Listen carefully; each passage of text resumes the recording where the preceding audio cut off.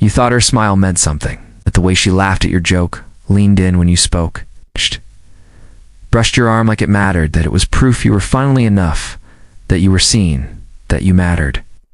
And you clung to that moment like oxygen, not because you're naive, but because nobody ever warned you how deep the craving runs. That craving to be validated, not by the whole world, but by her. The one woman whose approval feels like redemption. In your mind, she doesn't just admire you, she defines you. And why wouldn't you believe that? Somewhere along the way, in childhood, in your culture, in the stories and songs. You grew up with you, were programmed to think being chosen by a woman is the final seal of your manhood. That her nod makes you real. That her love redeems the parts of you you're too afraid to face alone. But pause for a second. What if that belief isn't love at all? What if it's not even romantic?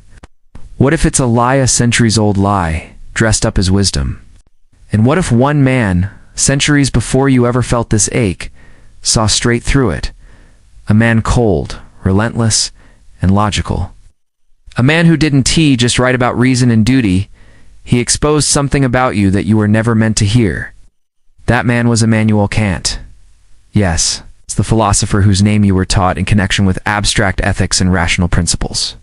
The one you thought had nothing to do with romance or relationships or this deep hunger you feel. But hidden inside his work is a truth so raw, so unsettling, that every instinct in you wants to click away right now before it sinks in. Because what Kant uncovered wasn't about women, it was about you. It's about the part of you that craves her validation more than your own self-respect. About the silent price you pay every time you let her gaze define your worth. Now don't misunderstand. Kant didn't hate women. He wasn't ranting or raging. He approached them not with sentiment, but with logic. And what did he see? He saw beauty, not intelligence. He saw form, not reason. Kant believed women weren't designed for philosophy. Not because they were incapable, but because nature, his word, design, hadn't equipped them for it. As if femininity was an architecture, and deep thought was a structure they were never meant to inhabit. He argued that women should remain beautiful, that if they pursued knowledge too deeply, it would strip away their grace. To him, a scholarly woman was almost a contradiction. And before you roll your eyes and dismiss Kant as outdated, ask yourself honestly, why do you still crave her admiration more than her understanding? Why does her attention feel like redemption and her rejection feel like erasure? Maybe it's because deep down you don't want her to be your equal. You want her to be your mirror. You want her to reflect your value, not challenge it. And Kant, for all his rigidity, saw this imbalance not as injustice but as nature. He believed women didn't guide men through logic, but through charm. That they led men toward virtue not by argument, but by affection. She doesn't convince, she compels. Her goodness in Kant's eyes wasn't in her reasoning. It was in her presence. She becomes the reason you strive to be better. Not because she understands your ethics, but because you want to be worthy in her eyes. Her gaze becomes your compass. And when you follow it, you think you're in love. But maybe you're just trying to be enough. If you pause here, really pause, and let that truth sink into your bones, you'll feel it. The hollow echo of every compliment you worked for. Every smile you earned. Because if she's not admiring who you are, but who you perform to be, then what are you really building? A relationship or a mask? Kant didn't say these things to wound you, said them to expose you. He wrote that men act from principles, from duty. But women, he said, act from feeling. That morality for her isn't a principle, it's a posture, a way of being that persuades without argument. And you, like millions of men before you, have mistaken that persuasion for love. Her kindness becomes strategy. Her silence becomes observation. Her validation becomes power. It's not power through domination, but through direction. She doesn't have to lead you. She just needs you to need her approval. And once you do, once you connect her attention with your worth, the leash becomes invisible. She doesn't even need to pull it. You hold it yourself. I used to think I was choosing her. Every time I opened up, every time I softened, every time I adjusted myself, just to make her smile, I believed I was giving. That I was in control, but I wasn't. I wasn't choosing. I was submitting. Not with chains, but with need. And Kant saw that need centuries ago. He wrote that men navigate life through universals, through duty, through moral law. But women, he argued, navigate through the particular, through what pleases in the moment. They don't move through abstract laws, but through taste, through emotion, through immediacy. Yeah. And maybe that's why her approval feels so intoxicating. Because it's not rational. It's not earned through argument. It's instinct. When she gives you that look, that laugh, that gentle nod, it feels like a gift from God. But it isn't. It's feedback. Kant didn't say it cruelly. He said it with precision. He believed women weren't meant to be moral agents in the same way as men. That they shouldn't study ethics deeply because they already embodied morality. That their virtue wasn't in understanding what's right, but in being the image of it. A moral symbol, an emotional guide. And maybe that's the trap. Because once someone becomes a symbol, they stop being questioned. You don't challenge a symbol. You worship it. And that's exactly what we've done. We've mistaken her kindness for character, her attention for wisdom, her presence for permission. We built our worth on her gaze not because she demanded it, but because we never learned how to face ourselves without it. It shows. Every time you twist yourself to keep her interested, every time you swallow your anger just to appear more understanding, every time you buy, build, or bleed just to earn her affection, that's not strength. That's conditioning. Conditioning handed down by tradition, myth, and philosophy. A philosophy that whispered, "She is your moral guide, but never your moral peer." Kant said women shouldn't be educated like men. Their education should be manners, not thought. Elegance, not ethics. Because the moment she began to think like you, he believed she'd lose her beauty, her desirability. And maybe that still haunts us. Maybe that's why, deep down, men still flinch when a woman knows too much. Because if she truly saw you not the polished version you sell, but the chaos beneath, maybe she wouldn't want you at all. So you play a game. You become the version that earns her smile. And in that performance, you start losing yourself. Ow. The roar inside, the raw edges.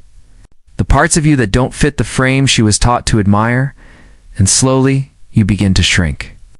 Not because she asked you to, but because the reflection she gives back is addictive, and you chase it. Over and over.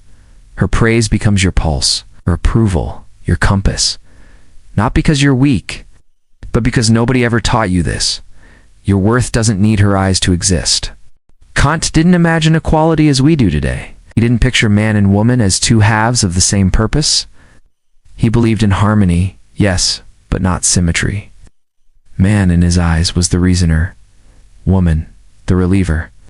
And maybe that's still the tension we're caught in. We live in a world that tells us to build empires, conquer careers, dominate arenas.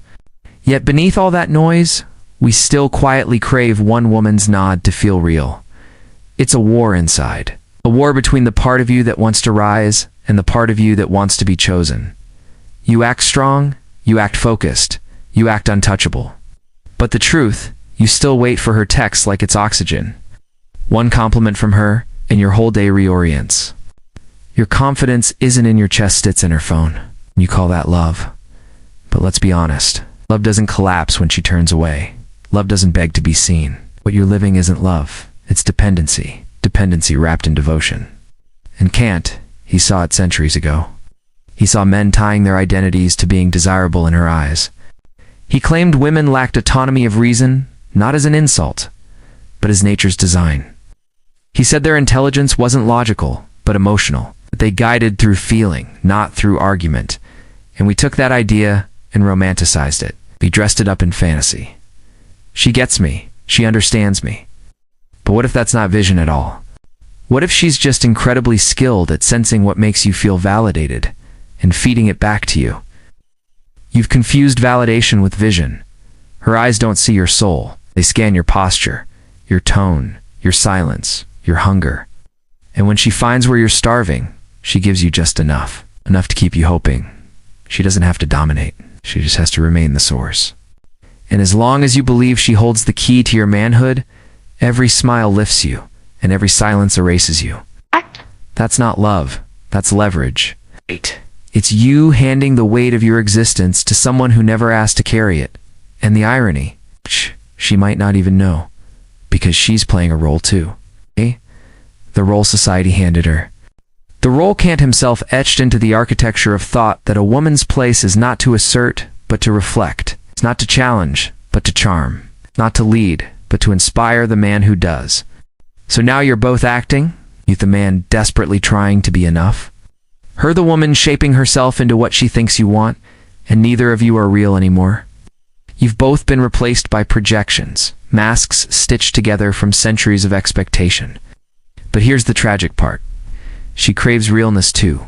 She wants truth. She wants presence. But she's been trained in society and survival to secure her place through influence, not force. Through intuition, not confrontation. Through approval, not raw honesty. So she gives you what you're thirsty for. Not always out of manipulation, but out of habit. And you drink it down like water in a desert. It's too thirsty to even ask if it's real. You were taught to conquer the world.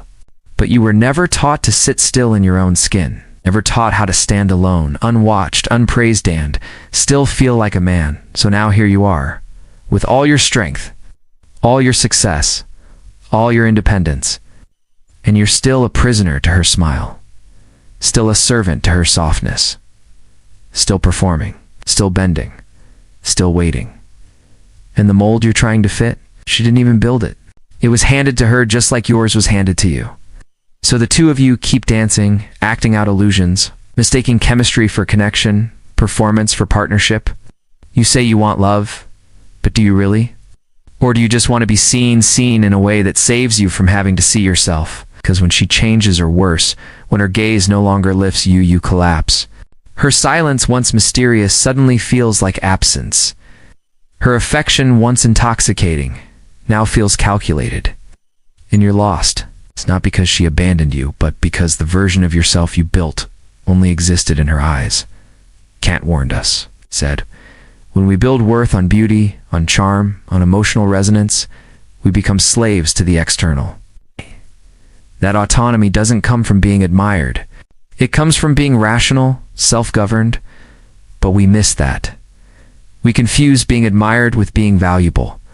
Kant argued that men are free only when they act from duty, not from desire. That freedom, isn't, in chasing what makes us feel good at us, in following principles that anchor us, even when no one is watching.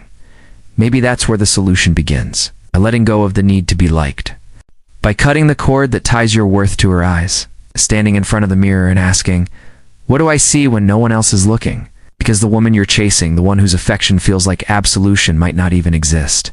She's a projection, a dream, the reflection of your unhealed ache to be seen without facing yourself. And when she withdraws, you don't just feel rejected, you feel erased.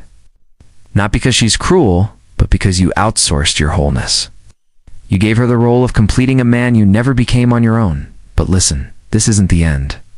This is the beginning. This is the moment where you rise, not against her, but within yourself. Where you stop chasing her smile like a prize and start building a self that doesn't vanish when nobody's watching. You stop asking, what does she see in me? And start asking, what do I see when I face myself? You stop performing masculinity for validation and start living it from principle. That's the shift, the turn, the move from dependency to clarity, from emotional slavery to sovereignty. She is not your judge. She is not your redeemer. She is not your mirror. She's a person, a complex, beautiful, flawed person.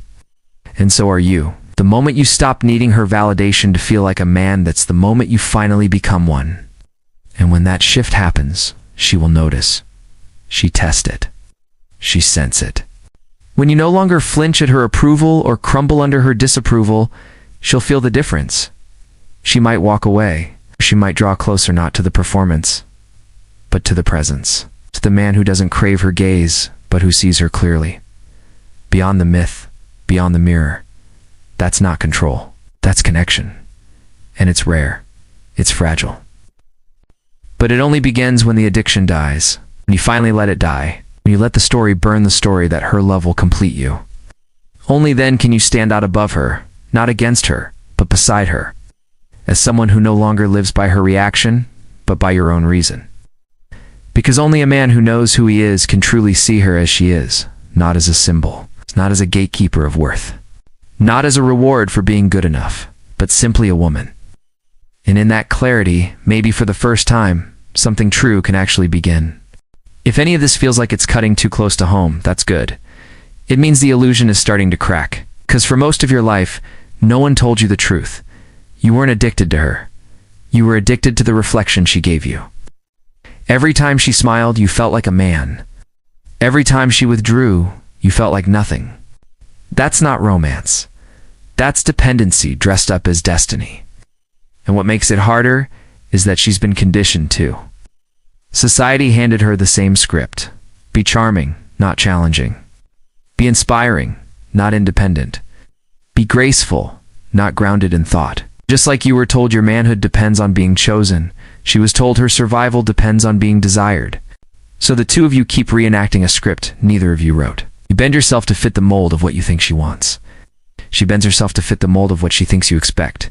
And in that dance, the real versions of you vanish. You fall in love with projections, with masks, not with each other. And then one day you wake up next to someone you realize you never truly knew. And maybe worse, you realize you don't even know yourself, because you spent so much energy performing for her gaze that you never learned how to stand alone in yours. Kant warned us about this, though not in the language of love stories. He said, when men surrender reason for beauty, when they trade principle for charm, they enslave themselves to the external. They hand over their autonomy without ever noticing.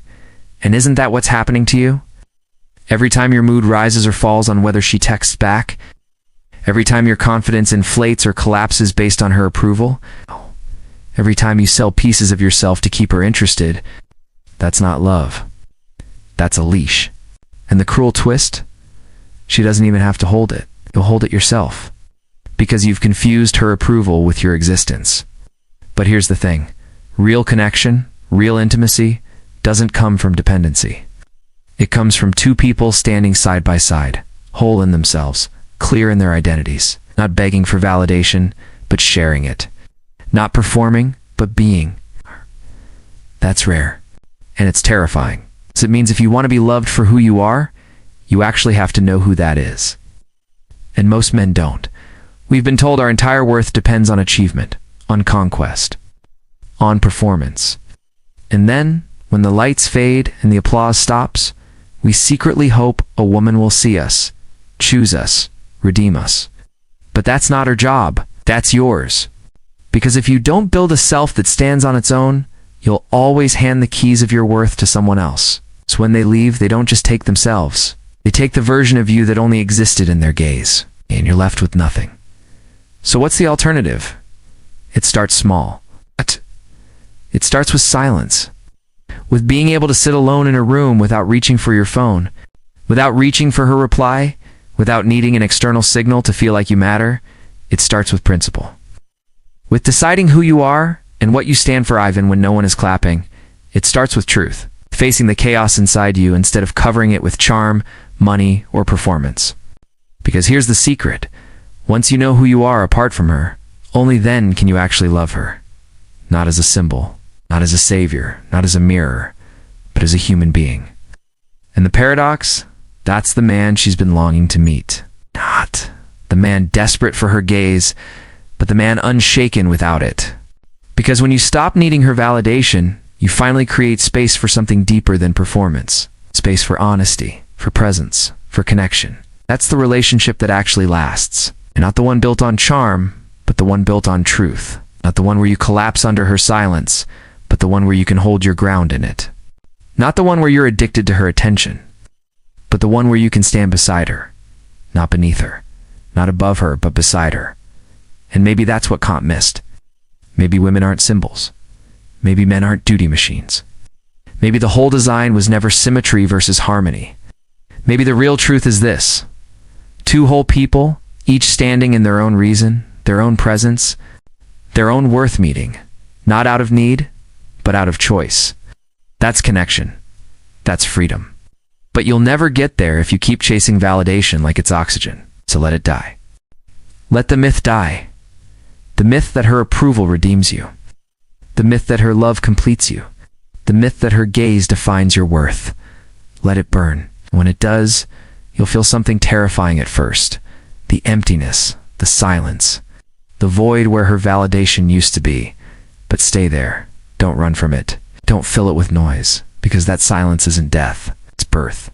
The birth of a self that doesn't vanish when nobody's watching. The birth of a man who doesn't need to perform to feel alive. The birth of someone who can finally love not because he needs to be redeemed, but because he's already whole. And in that wholeness, something radical happens. You stop being addicted to her smile. You stop collapsing under her rejection. You stop bending yourself to fit a mold neither of you ever wanted. And you start seeing her clearly, not as a role, not as a mirror, not as a myth, but as a woman. And in that seeing, for the first time, something true can begin. Something beyond dependency, beyond performance, beyond centuries of scripts. Something real. And if that thought scares you, good, because it means the old story is cracking. The story that said your manhood depends on her choosing you. Doesn't. It never did. It depends on you, on your reason, on your duty, on your ability to stand tall without applause. That's what Kant tried to tell us. That freedom doesn't come from being admired. It comes from living by principle. And when you do, you stop outsourcing your worth. You stop being a prisoner to her gaze. And for the first time, you can finally love her not for what she gives you, but for who she is. And maybe, just maybe, she'll love you back.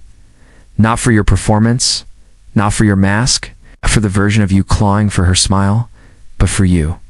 The man who finally stopped begging to be seen and started living as if he already was. So let this illusion collapse. And when it does, stand in the ashes not as someone who lost her, but as someone who finally found himself. Because that's the man who doesn't just chase love. That's the man who creates it.